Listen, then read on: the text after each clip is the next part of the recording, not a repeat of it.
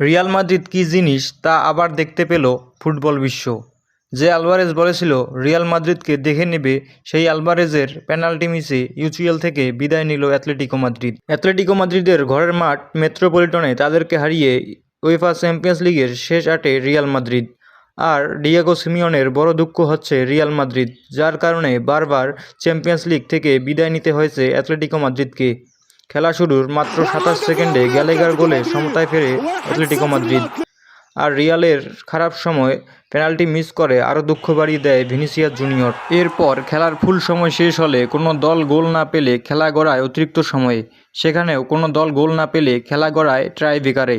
রিয়ালের হয়ে প্রথম শট নিতে আসেন এমবাপ্পে, গোল। এটিএমের হয়ে গোল করেন শার্লট, রিয়ালের হয়ে গোল করেন বেলিংহাম। এটিএমের হয়ে দুই পায়ে বল টাচ হলে গোল বাতিল হয় জুলিয়ান আলভারেজের, রিয়ালের হয়ে গোল করেন ভালভার্দে।